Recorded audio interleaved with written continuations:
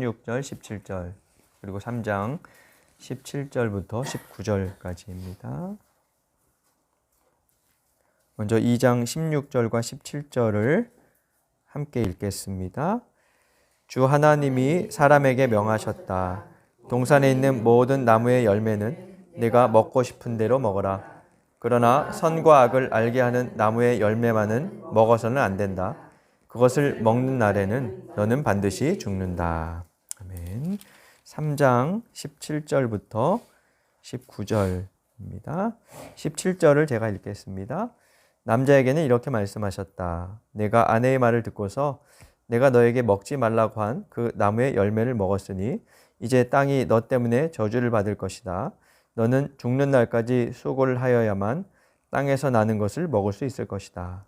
땅은 너에게 가시덤불과 무거기를 낼 것이다.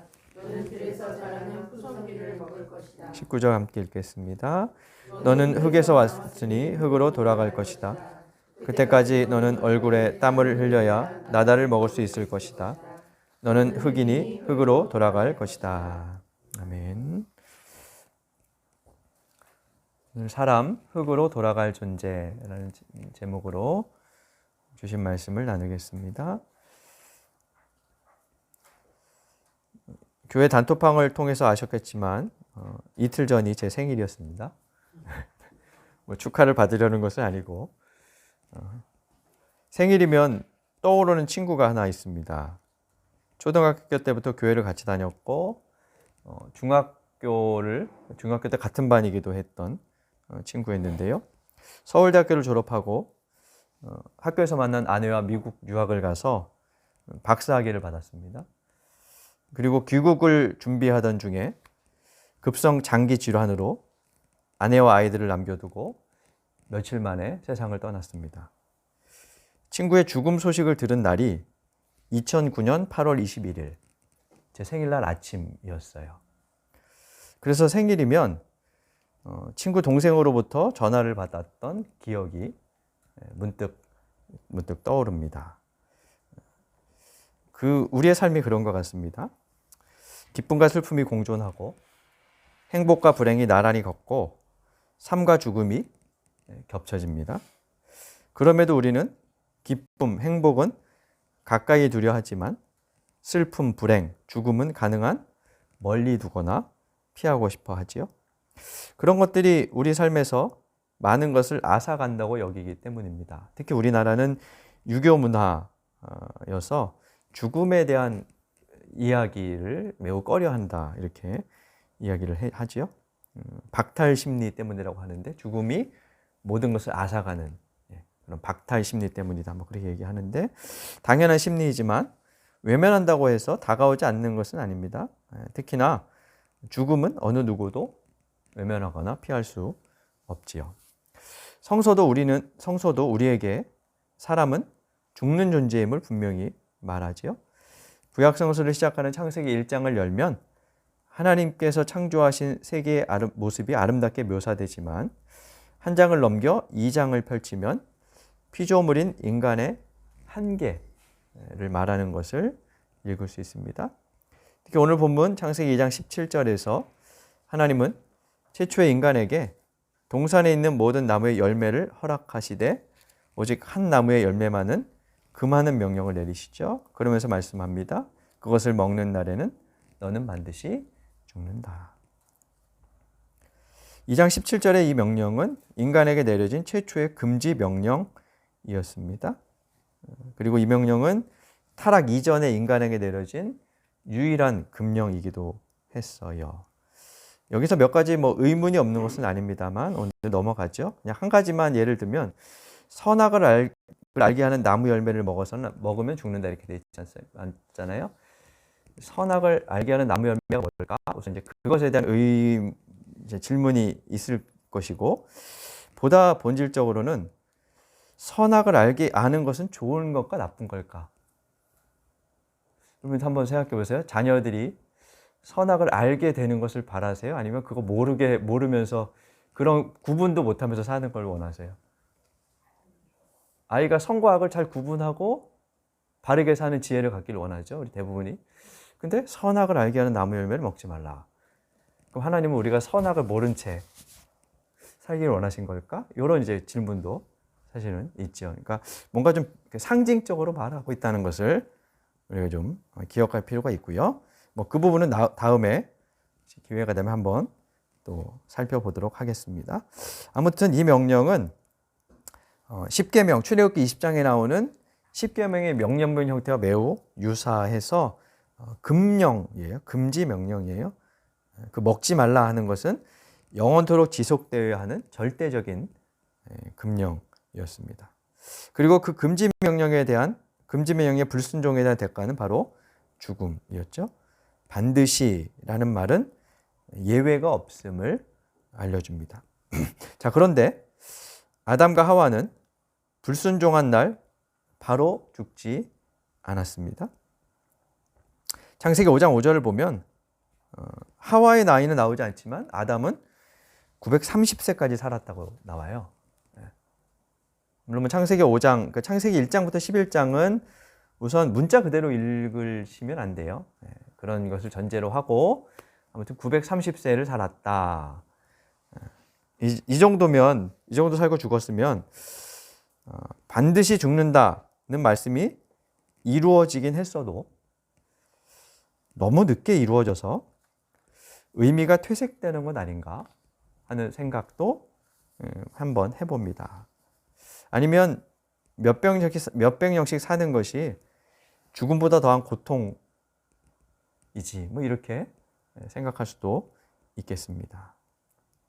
우리가 창세기 2장 17절을 흔히 죽음의 기원에 관한 설명으로 간주하는데요. 속죄론에 근거한 그런 이제 해석들입니다. 인간은 에덴이라는 낙원에서 영원히 살 수 있는 존재로 창조되었다가 선악과를 따먹은 결과 죽어야 하는 존재, 유한한 존재로 바뀌었다는 거죠. 이에 따르면 죽음은 죄로 말미암아 오게 되었습니다. 인간의 사멸, 필멸성은 하나님의 처벌이고 본래 인간은 영생하는 존재였다는 거죠. 근데 이런 해석은 죄와 죽음을 너무 기계적으로 관련짓는 태도에서 기인하는 것이에요. 그래서 구약 성서의 본질적인 신앙과는 조금 거리가 있습니다. 창세기 2장 4절부터 3장 24절 전체 맥락을 보면 추방되기 이전에 낙원에서도 인간은 죽을 수밖에 없는 존재였다는 것을 우리가 암시적으로 알 수 있어요. 2장 7절을 보면 사람이 땅의 흙으로 지어졌다라고 말씀합니다. 2장 7절에서 땅의 흙으로 사람을 지으셨다라고 말하죠. 땅의 흙, 이것은 정확하게 말하면 흙먼지 또는 흙 위에 떠다니는 티끌이라는 겁니다. 인간이 먼지나 티끌로부터 생성되었다. 무엇을 말할까요? 그 자체가 이미 무상성이 있고 유한하다 하는 것입니다. 영원한 생명을 지닌 존재가 아니라 유한한 존재로 창조되었습니다. 따라서 인간의 죽음은 본래 창조 질서에 속한 것이라 말할 수 있죠. 3장 19절에서도 흙에서 나왔으니 흙으로 돌아갈 것이라는 말씀을 두 차례 강조하면서 인간 존재의 유한성을 이야기하고 있습니다. 그렇다면 여기서 말하는 죽음은 무엇일까요? 그것은 하나님과의 관계의 단절입니다. 에덴 동산에서 쫓겨남으로써 하나님과의 직접적인 교제가 단절된 상태, 그분과의 사귐에서 멀어진 상태가 곧 죽음이지요. 그 죽음과 아울러 우리는 우리의 육체적인 죽음도 생각을 하게 되는 겁니다. 앞에서도 말씀드렸지만 사람들이 죽음을 슬프고 비통하게 받아들이는 것은 죽음이 이 세상 가까운 사람들, 특별히 사랑하는 이들과 영원히 분리시키는 조치라고 생각하기 때문입니다. 그것도 영원한 분리라는 측면에서 매우 비통한 모습이죠. 그래서 가급적 죽음 직전까지 그에 대해 생각하지 않고 죽음의 현실과 맞닥뜨리지 않으려고 합니다. 게다가 요즘에는 불멸을 꿈꾸기도 하죠. 요즘 뿐만 아니라 예전에도 진시황제도 그랬다 그러고 불멸을 꿈꾸는 것은 인간의 욕망이기도 하지요.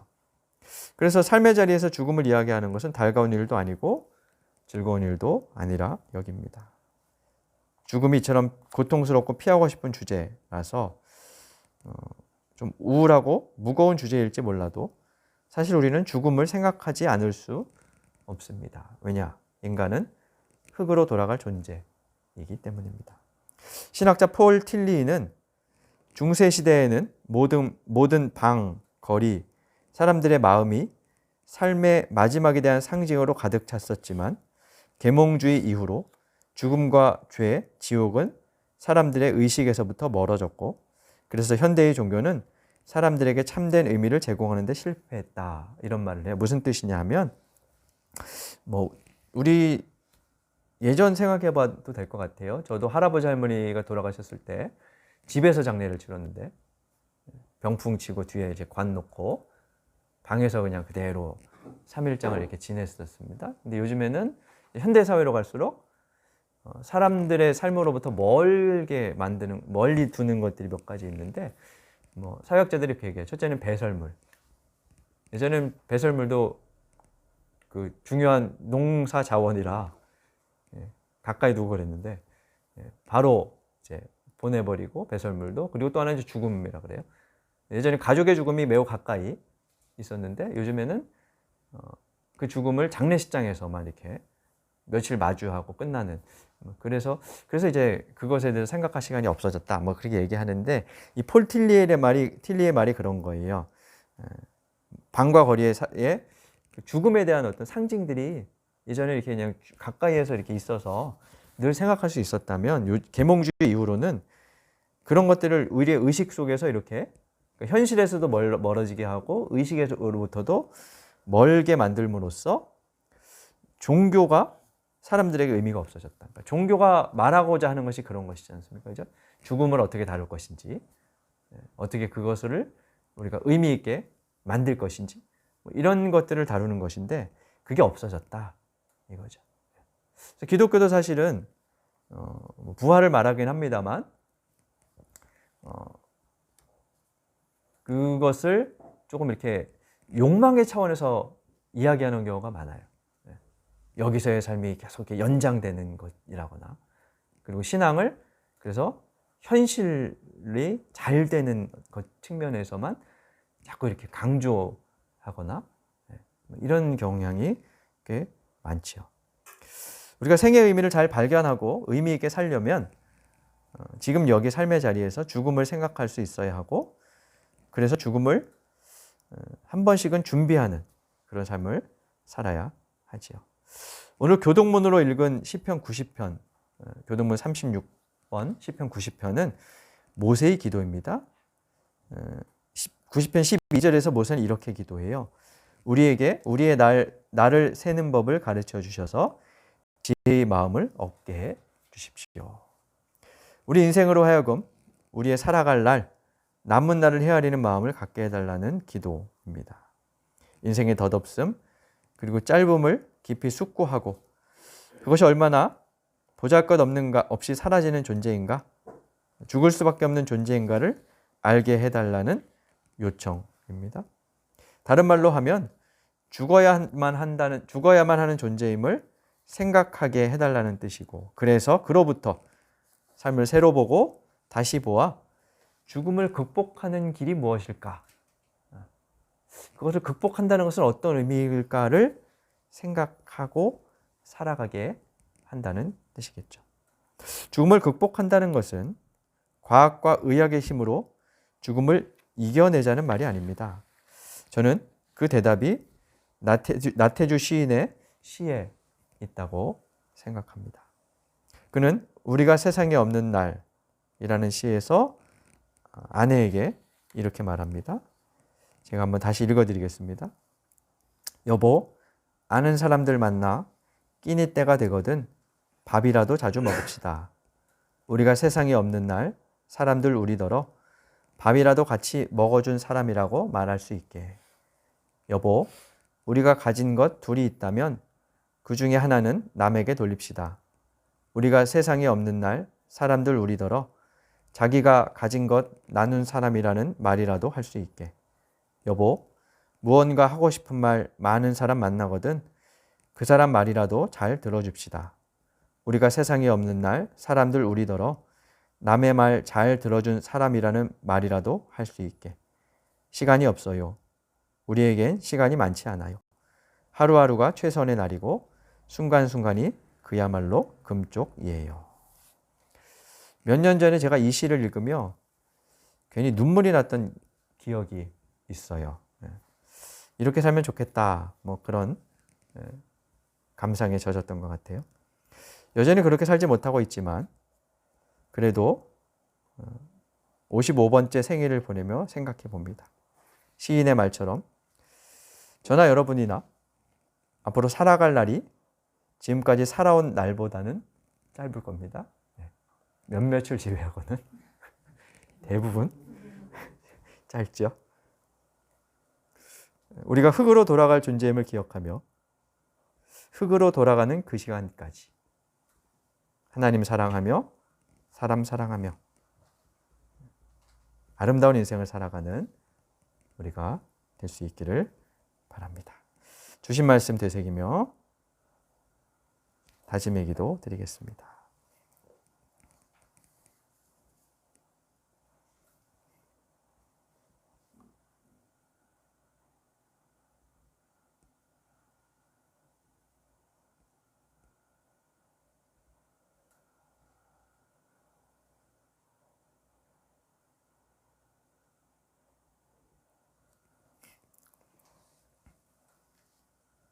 하나님, 우리가 흙에서 와서 흙으로 돌아가는 존재임을 기억합니다. 그런 저희를 아끼시고 사랑하여 주셔서 감사드립니다. 저희들이 유한한 인생, 끝이 있는 시간을 살아가는 동안 그 시간들을 금쪽 같은 선물로 여기며 하나님 사랑하고 사람 사랑하며 살게 하여 주옵소서. 허무의 끝이 아니라 복된 인생이 되게 하여 주옵소서. 예수님 이름으로 기도드립니다. 아멘.